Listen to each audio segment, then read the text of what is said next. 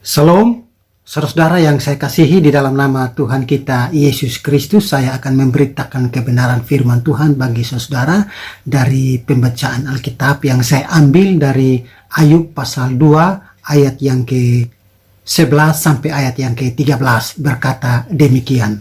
Ketika sahabat Ayub mendengar kabar tentang segala malapetaka yang menimpa dia, maka datanglah mereka dari tempatnya masing-masing, yakni Elifas orang Teman dan Bildad orang Sua serta Sofar orang Naama. Mereka bersepakat untuk mengucapkan belasungkawa kepadanya dan menghibur dia. Ketika mereka memandang dari jauh, mereka tidak mengenalnya lagi. Lalu menangislah mereka dengan suara nyaring.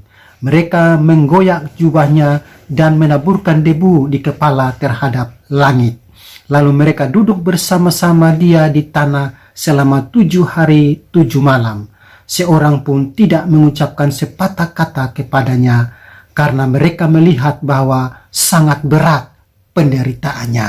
Saudaraku yang terkasih, dari pembacaan ini saya memberikan suatu tema kecil dari khotbah saya, yaitu penderitaan karena kebenaran. Saudaraku yang terkasih, kita lihat kasus Ayub ini adalah suatu kasus di mana ia ada di dalam penderitaan demi penderitaan, bukan karena dia berbuat dosa, saudaraku, tetapi penderitaan ini dialami oleh karena dia adalah orang Kristen sejati. Dia adalah orang yang percaya sungguh-sungguh kepada Tuhan Yesus Kristus, sehingga di dalam imannya kepada Yesus Kristus itu ia wujud nyatakan di dalam kata-kata, pikiran, perbuatannya, sehingga ia menjadi orang yang saleh. Dia adalah orang yang jujur, dia adalah orang yang takut akan Tuhan, dan dia adalah orang yang menjauh dari kejahatan-kejahatan. Bahkan Tuhan sendiri mengakui bahwa Ayub adalah orang yang paling saleh di dalam dunia ini, terutama pada zaman Ayub. Saudaraku, kita bisa baca di dalam Ayub pasal 1 ayat 1. Ada seorang laki-laki di tanah Uz bernama Ayub. Orang itu saleh dan jujur, ia takut akan Allah dan menjauhi kejahatan. Dan juga kita bisa banding di dalam Ayub pasal 1 ayat 8 berkata, lalu bertanyalah Tuhan kepada iblis, apakah engkau memperhatikan hambaku Ayub? Sebab tiada seorang pun di bumi seperti dia, yang demikian saleh dan jujur, yang takut akan Allah dan menjauhi kejahatan. Saudaraku yang terkasih, iman kepada Kristus mewujudkan tindakan, perbuatan, pikiran, kata-kata yang mencerminkan akan kebenaran firman Tuhan. Ayub adalah orang yang jujur, orang yang saleh, orang yang takut akan Allah dan menjauhi kejahatan. Dia tidak pernah membuat kesalahan kepada Tuhan. Dia tidak pernah membuat kesalahan kepada siapapun, saudara-saudara. Tetapi dia ada di dalam penderitaan, saudaraku. Saudaraku yang terkasih, kalau kita berbicara tentang penderitaan, saudara, orang Kristen tidak akan bisa terluput dari yang namanya penderitaan. Karena penderitaan itu merupakan satu paket yang Tuhan anugerahkan bagi orang percaya. Pada waktu orang percaya kepada Tuhan Yesus Kristus, yang adalah karunia iman itu yang diberikan cuma-cuma oleh Allah kepada orang yang dia pilih menjadi orang percaya, pada saat yang sama juga dia mengaruniakan penderitaan, sehingga baik iman maupun penderitaan adalah anugerah Allah yang tidak bisa dipisahkan dari orang percaya, sehingga orang percaya harus menderita. Filipi pasal 1 ayat 29 berkata, sebab kepada kamu dikaruniakan bukan saja untuk percaya kepada Kristus, melainkan juga untuk menderita untuk Dia. Saudaraku yang terkasih, pada waktu kita menjadi orang Kristen sejati, kita sudah dikaruniakan iman sekaligus kita dikaruniakan penderitaan. Sehingga di dalam kita menjalani hidup sebagai orang percaya, kita mewujudkan itu di dalam tindakan dan perbuatan kita, yaitu orang yang saleh, orang yang takut Tuhan, orang yang menjauhi kejahatan, dan juga orang yang jujur. Maka saudara-saudaraku, setan itu dia gigi asam dengan saudara. Setan itu mau mencari-cari jalan untuk menjatuhkan dan menghancurkan saudara. Dia mau memisahkan saudara dari kasih Allah, sehingga dia berusaha untuk mengganggu saudara dan menggoda saudara. Dan setan tidak akan bisa memasuki orang-orang yang setia dengan Tuhan, orang-orang yang jujur, orang-orang yang takut akan Tuhan, orang-orang yang hidup menjauhi kejahatan. Setan tidak berani, dan setan tidak bisa untuk memasuki dan merasuki orang-orang yang takut akan Tuhan. Setan bisa memasuki dan merasuki dan mengganggu orang-orang Kristen sejati, kecuali Tuhan mengizinkan. Karena itu saudara-saudara, penderitaan yang dialami oleh Ayub ini adalah penderitaan yang diizinkan oleh Tuhan melalui pencobaan yang dilakukan oleh setan, saudara-saudaraku. Setan datang dan mau mencoba Ayub dan dia minta izin kepada Tuhan, maka Tuhan izinkan pencobaan itu, dan Tuhan pakai pencobaan itu sebagai ujian. Dari sudut pandang setan mencoba Ayub untuk mau menghancurkan Ayub, tetapi dari sudut pandang Tuhan pakai pencobaan itu, Tuhan mau uji Ayub supaya ujian akan iman itu membawa Ayub naik tingkat, naik level, dan menjadi orang yang dewasa di dalam iman. Saudara-saudaraku yang terkasih, setan datang dan mencobai Ayub, membuat Ayub ada di dalam penderitaan demi penderitaan. Dan penderitaan yang pertama itu melalui suatu peristiwa di mana lembu, sapi, dan keledai betinanya dirampas oleh orang-orang Seba, saudaraku. Ayub pasal 1 ayat 14-15 berkata, datanglah seorang pesuruh kepada Ayub dan berkata, sedang lembu sapi membajak dan keledai betina makan rumput di sebelahnya, datanglah orang-orang Seba menyerang dan merampasnya serta memukul penjaganya dengan mata pedang. Hanya aku sendiri yang luput sehingga dapat memberitahukan hal ini kepada Tuhan. Saudaraku, ini penderitaan yang pertama dialami oleh Ayub, saudara. Dan penderitaan yang kedua yaitu api menyambar dari langit dan membakar semua kambing, domba, dan penjaga-penjaganya. Ayub pasal 1 ayat 16 berkata, sementara orang itu berbicara, datanglah orang lain dan berkata, api telah menyambar dari langit dan membakar serta memakan habis kambing, domba, dan penjaga-penjaganya. Hanya aku sendiri yang luput sehingga dapat memberitahukan hal ini kepada Tuhan. Saudaraku, penderitaan yang ketiga Ayub alami yaitu di mana 3 pasukan orang Kasdim datang dan menyerbu unta-unta dan merampasnya, lalu memukul penjaga-penjaganya dengan mata pedang sampai mati. Ayub pasal 1 ayat 17 berkata, sementara orang itu berbicara, datanglah orang lain dan berkata, orang-orang Kasdim membentuk 3 pasukan lalu menyerbu unta-unta dan merampasnya serta memukul penjaganya dengan mata pedang. Hanya aku sendiri yang luput sehingga dapat memberitahukan hal ini kepada Tuhan. Dan penderitaan demi penderitaan dialami oleh Ayub, sehingga penderitaan yang keempat di mana angin ribut dari 4 penjuru datang dan merubuhkan rumah anak sulung Ayub karena mereka sementara berpesta. 10 anak Ayub yaitu 7 laki-laki dan 3 perempuan. Mereka sementara berpesta di seorang anak Ayub yang sulung. Tiba-tiba angin dari 4 penjuru datang menghantam, roboh dan menimpa mereka semua sehingga mereka mati, saudaraku. Ayub pasal 1 ayat 18 dan 19 berkata, sementara orang itu berbicara, datanglah orang lain dan berkata, anak-anak tuan yang lelaki dan yang perempuan sedang makan dan minum anggur di rumah saudara mereka yang sulung.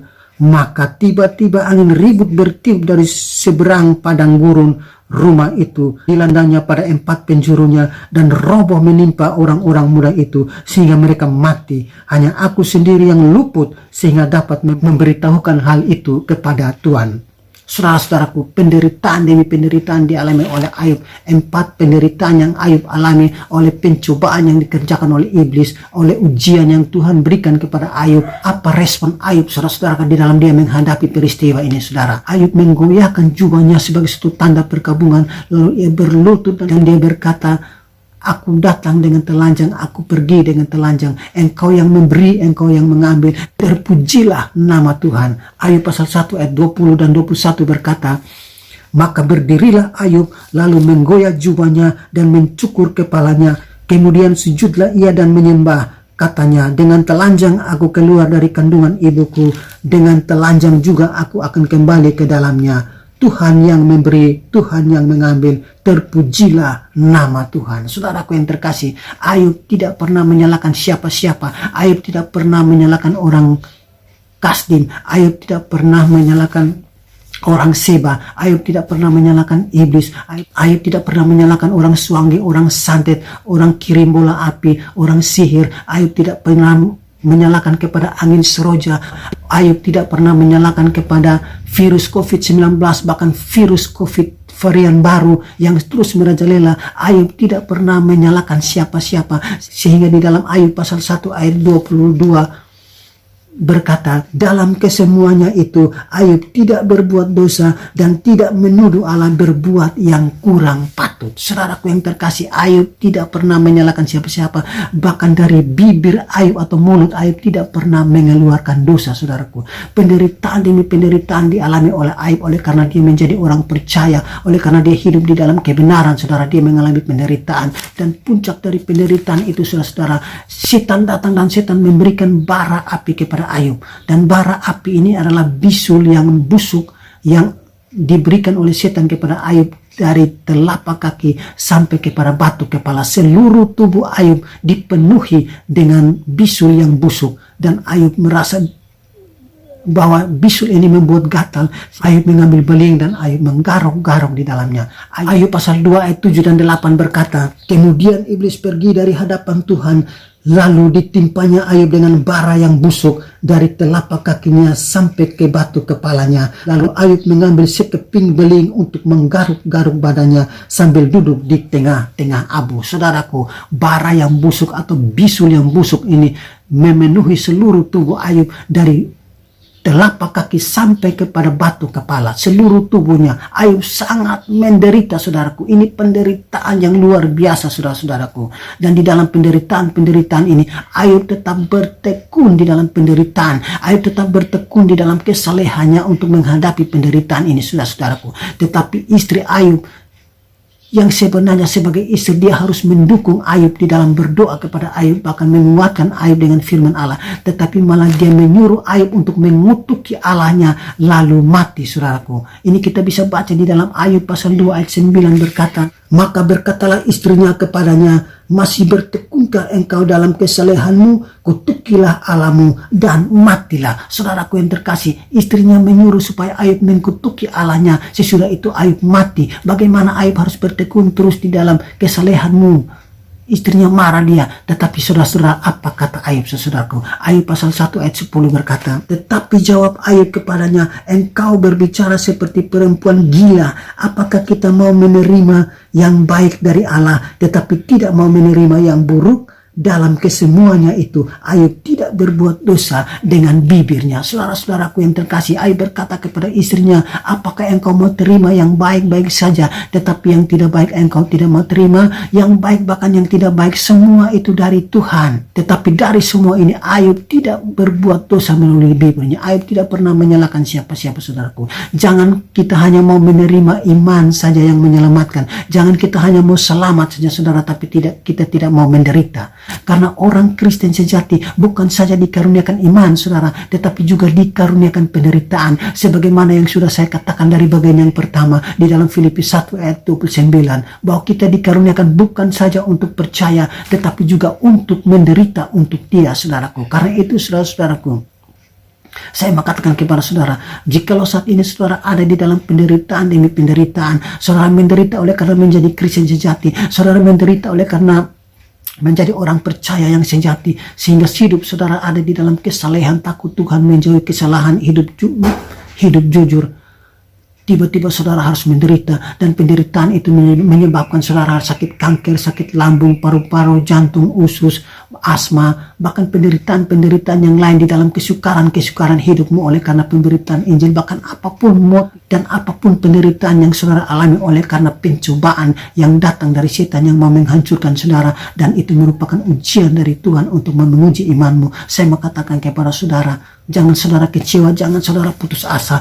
Saya mau katakan kepada saudara bahwa bergembiralah akan hal itu. Bergembiralah di dalam penderitaan demi penderitaan itu, saudaraku. Karena apa, saudaraku? Karena melalui penderitaan itu, saudara, maka itu merupakan sesuatu yang membuktikan keberanian imanmu yang jauh lebih tinggi nilainya daripada emas yang fana, ya saudara-saudaraku. Kalau kita baca di dalam pertama Petrus pasal 1 ayat 6 sampai ayat 7 berkata, bergembiralah akan hal itu, sekalipun sekarang ini kamu seketika harus berduka oleh berbagai-bagai pencobaan. Maksud semuanya itu ialah untuk membuktikan kemurnian imanmu yang jauh lebih tinggi nilainya daripada emas yang fana, yang diuji kemurniannya dengan api, sehingga kamu memperoleh puji-pujian dan kemuliaan dan kehormatan pada hari Yesus Kristus menyatakan dirinya. Saudara-saudaraku yang terkasih, bukan saja saudara-saudara harus bergembira, tetapi saudara-saudara juga harus anggap penderitaan itu sebagai suatu kebahagiaan.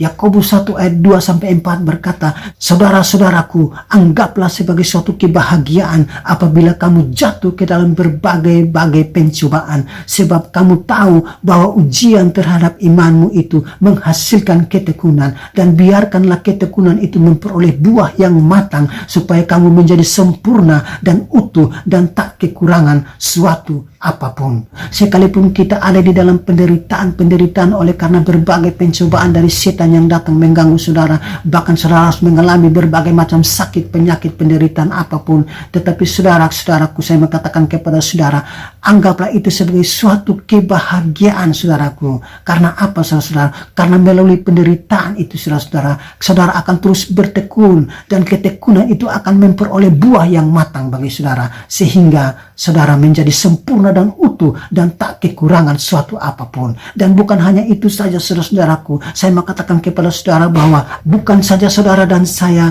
bergembira dalam penderitaan dan suatu kebahagiaan dalam suatu penderitaan, tetapi saudara dan saya sebagai Kristen sejati, kita juga harus bermegah di dalam penderitaan saudara-saudaraku. Karena apa saudara-saudaraku? Melalui penderitaan demi penderitaan itu akan menimbulkan ketekunan, dan ketekunan akan menimbulkan tahan uji, dan tahan uji akan menimbulkan pengharapan, dan pengharapan tidak mengecewakan saudara-saudaraku. Roma pasal 5 ayat 3-5 berkata, dan bukan hanya itu saja, kita malah bermegah juga dalam kesengsaraan kita, karena kita tahu bahwa kesengsaraan itu menimbulkan ketekunan, dan ketekunan menimbulkan tahan uji, dan tahan uji menimbulkan pengharapan, dan pengharapan tidak mengecewakan, karena kasih Allah telah dicurahkan di dalam hati kita oleh Roh Kudus yang telah dikaruniakan kepada kita. Saudaraku yang terkasih, kita harus bermegah di dalamnya saudara, karena Roh Kudus ada. Roh Kudus memampukan saudara dan saya untuk kita terus bertekun di dalam penderitaan itu saudara, karena penderitaan itu adalah suatu pencobaan dari iblis yang diizinkan Tuhan, sehingga Tuhan pakai sebagai ujian. Maka kita diuji supaya kita menjadi emas yang murni, bahkan lebih dari emas yang murni saudara-saudaraku. Karena itu saudaraku, anggaplah penderitaan itu sebagai suatu kebahagiaan, bergembiralah dan bermegahlah di dalam penderitaan itu saudaraku. Sekalipun kita harus mengalami berbagai macam hal penderitaan di dalam dunia ini saudara-saudaraku. Saudaraku yang terkasih, melalui penderitaan demi penderitaan oleh kebenaran ini saudara, ada dua jawaban yang Tuhan berikan bagi saudara dan saya. Jawaban yang pertama yang Tuhan berikan, di mana Tuhan akan pulihkan saudara, sebagaimana Tuhan memulihkan Ayub, sehingga ia mendapatkan ganti dari semua kerugian yang dialami dalam pencobaan dari setan dan ujian dari Tuhan itu. Ayub mengalami pemulihan saudaraku. Itu jawaban Tuhan yang pertama. Dan jawaban Tuhan yang kedua saudaraku, dia bisa mengambil hidup saudara, dan saudara harus mengalami kematian. Ada begitu banyak orang yang saat ini menderita, ada begitu banyak orang yang saat ini sementara ada dalam penderitaan demi penderitaan oleh karena kebenaran, oleh karena nama Yesus. Mereka harus menderita, mereka harus mati